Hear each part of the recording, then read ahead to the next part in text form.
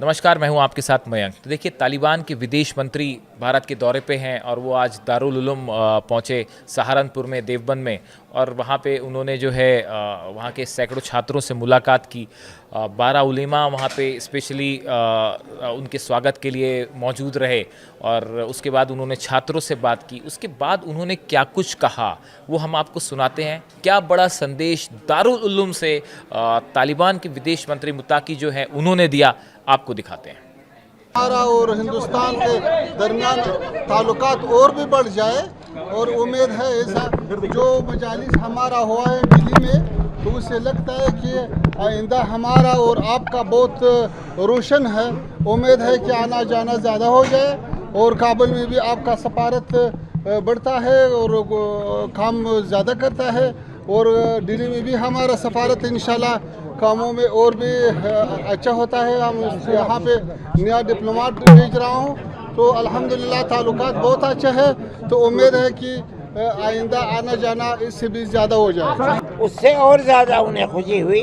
मैंने उनसे ये कहा कि हमारे ताल्लुकात आपसे सिर्फ इल्मी नहीं है, बल्कि हिंदुस्तान की आज़ादी में आप लोगों का दखल है। हमारे अकाबिर ने जो आज़ादी की जंग लड़ी है, उसके लिए अफ़गानिस्तान की सरज़मीन को उन्होंने चुना था।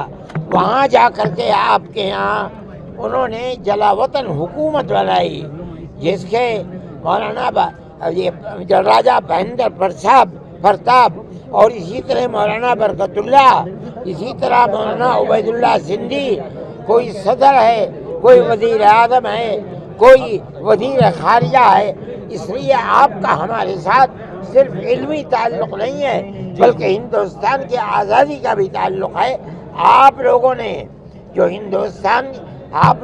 जो जंग आज़ादी में अमेरिका जैसी ताकत और रूस जैसी ताकत को धूल चटवाई है, हिंदुस्तान के अंदर हमारे अकाबिर ने सबसे बड़ी ताकत जो बरतानिया की ताकत थी उसको धूल चटवाई है। आपने ये सबक हमसे, हमारे बुजुर्गों से सीखा और आप उसमें कामयाब हुए। आपसे पहले हम कामयाब हुए थे। हमारी दुआ है कि आपकी हुकूमत कायम रहे और आप इसी तरह काम करते रहे। आपको लगता है कि इस मुलाकात से दोनों मुल्कों के रिश्ते जो हैं वो और बेहतर होंगे? इसकी दलील है कि हिंदुस्तान के वज़ीर खारिजा ने अपना सफारतखाना खोलने का ऐलान कर दिया आज अखबारात में।